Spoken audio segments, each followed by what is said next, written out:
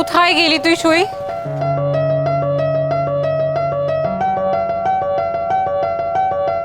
কোথায় খুঁজবো তোকে?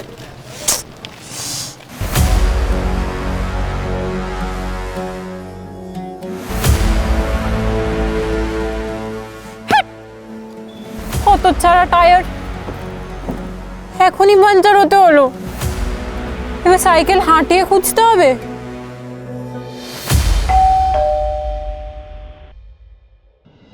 ঠিক বাড়িতেই এলাম তো, ওই মহিলা যেমন ডিরেকশন দিলেন সেই মতোই তো এলাম। ঠাকুর যেন করে এটাই ধিঙ্গির বাড়ি হয়, ঠাকুর যেন ধিঙ্গির বাড়ি এটাই হয়। হ্যাঁ, এটাই ধিঙ্গির বাড়ি। কিন্তু আপনি কে? কি চাই? বলবেন তো আপনি কে? ধিঙ্গির সঙ্গে আপনার কি দরকার? বাইরে দাঁড়িয়ে কথা বলা যাবে না, ভেতরে চলুন, ভেতরে চলুন। কি আপনি ঢুকে পড়ছেন যে বলা নেই কওয়া নেই? তো অদ্ভুত ব্যাপার। ঝুমকি তোর বাবাকে ডাক। দেখ কি একটা চলে এসেছে ধিঙ্গিকে খুঁজতে খুঁজতে বাড়িতে। কে আপনি? কি চাই আপনার? আপনি ধিঙ্গির মামি তো? হ্যাঁ, কেন? কি রকমের মামি আপনি? এইটুকু মেয়েকে কেউ এত চাপ দেয়? এবার কিরকম কথা? মানে কি এসবে? মানেটা কি বুঝতে পারছেন না আপনি? কলেজ থেকে ঘাট ধাক্কা খাওয়ার কথা ওর কাছ থেকে আদায় করে নিয়েছেন, মেয়েটাকে বিয়ে দিয়ে ঘাট থেকে নামাতে চাইছেন। মেয়েটা পড়তে চায়, পড়াশোনা করতে চায়, কলেজে যেতে চায়। এই কটা দিনে আমি সেটা বুঝতে পেরে গেলাম, আর আপনারা পরিবারের লোক হয়ে ওর ইচ্ছেগুলোকে গলা টিপে মারতে চাইছেন। চুপ করে যান,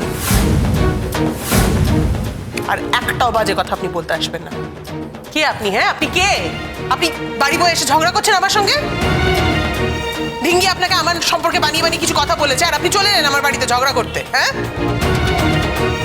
কে হন আপনি? কে হন আপনি? ধিঙ্গি? আমি ধিঙ্গির বন্ধু।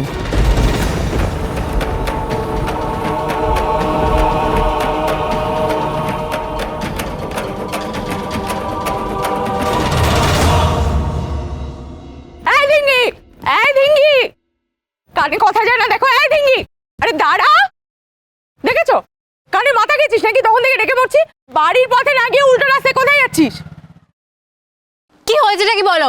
আরে চেঁচাচ্ছিস কেন? একটা বয়স্ক করে মহিলা তুই খুঁজছিল, মানে তোর বাড়িটা খুঁজছিল। আমি তো দেখে চিনতে পারলাম না, আর কখনো দেখিনি। কে ছিল রে?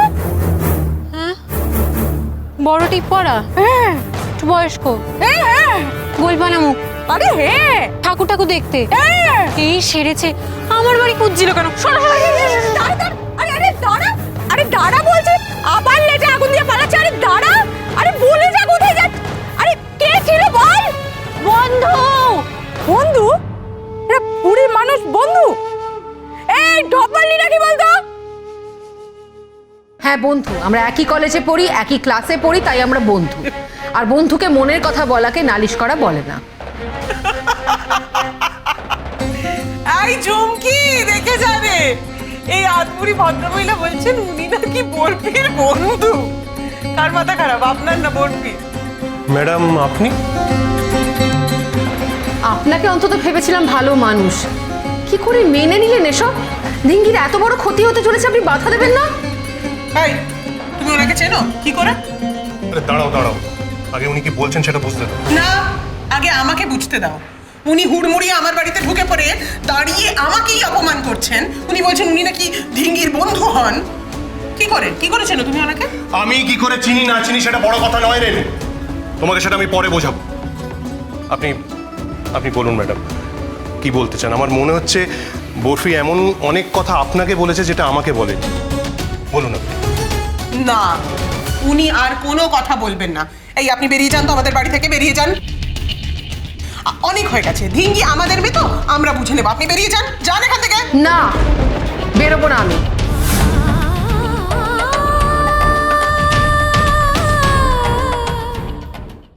ধিঙ্গির সঙ্গে কোনো অন্যায় আমি হতে দেব না।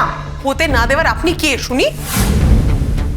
যান এখান থেকে, বেরোন বলছি। থামবে রেনু।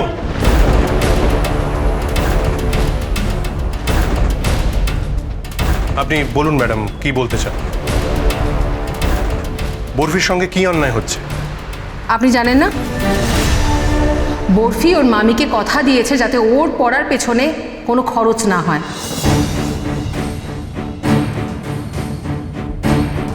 ওর দিদিদের বিদেশে পড়ার খরচে যেন ভাগ না বসে, সেই জন্যও কলেজে পড়বে না ঠিক করেছে। ও ঠিক করেছে কলেজে গিয়ে এমন সব কাণ্ড করবে যাতে কলেজ ওকে ঘাড় ধাক্কা দিয়ে বার করে দেয়। এসবই ওনাকে দেয়া কথা রাখতে। আপনি জানেন না এমনটা করতে পারলেন আপনারা ওই ভালো মেয়েটার সাথে? আপনাকে আমাদের বাড়ির ব্যাপারে নাক গলাতে বারণ করলাম তো, বেরিয়ে যান। চুপ করবে।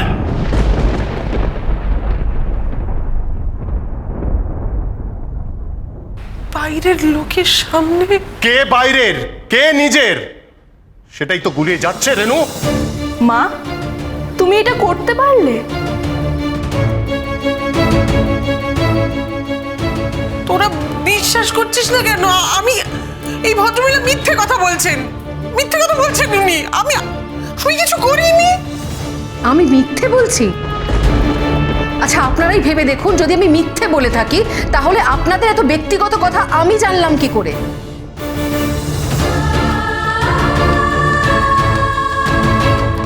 আর আপনি বলুন তো, বরফি যে কলেজে সাংঘাতিক দুষ্টুমি করছে সেই কথা প্রিন্সিপাল স্যার আপনাকে জানাননি?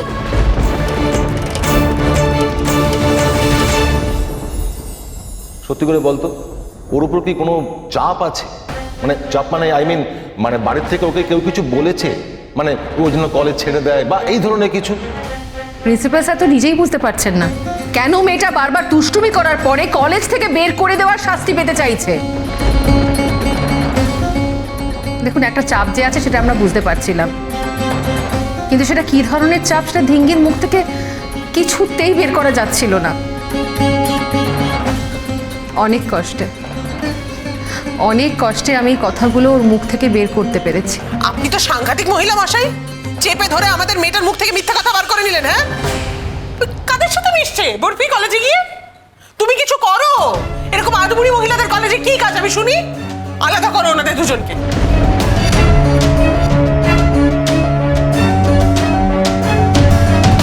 না,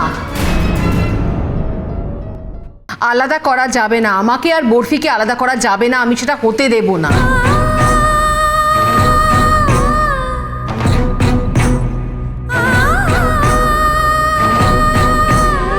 ও আমার বন্ধু, আমি ওর হয়ে লড়বো, যেমন করে পারি, যা করতে পারি আমি তা করব যাতে আমার বন্ধুটা একটু ভালো থাকতে পারে।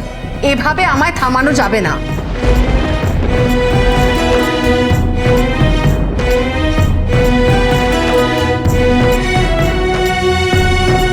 বরফি আপনাকে ঠিক কি বলেছে বলবেন? মানে প্রিন্সিপালের সঙ্গে আপনার বরফিকে নিয়ে কথা হয়েছে? হ্যাঁ, হয়েছে। কারণ ধিঙ্গি যা যা দুষ্টুমি করেছে তার সঙ্গে কোনো না কোনোভাবে আমি জড়িয়ে গেছি। ও, এবারে বোঝা গেল যে আপনি হচ্ছেন আসল কালপ্রিট। আপনি আমাদের মেয়েটার মাথায় বদবুদ্ধিগুলো জোগাচ্ছেন, ও দুষ্টুমিগুলো যাতে করে আর উল্টা আমার নামে দোষ পড়ে, তাই না? আমি তেমন কিছু করিনি। এত চেঁচিয়ে সত্যিকে চাপা দেওয়া যায় না, সত্যি কখনো চেপে থাকে না। ঠাকুর জানে আমি ধিঙ্গির জন্য শুধু মঙ্গল কামনা করি। সই, তুই এবার থাম। তুই এখানে কেন এসেছিস? তুই কথা বল, তুই সত্যি কথা বল তো তোর মামার সামনে। তুই তোর মামিকে কথা দিসনি? তুই কথা দিয়েছিস তো যে কলেজ থেকে ঘাট ধাক্কা খেয়ে তুই বেরিয়ে আসবি? কি মাথা নাড়ছিস? সত্যিটা বল ধিঙ্গি, তোর মামা তো জানেই না ওনার পেছনে কি কি ঘটছে এই বাড়িতে।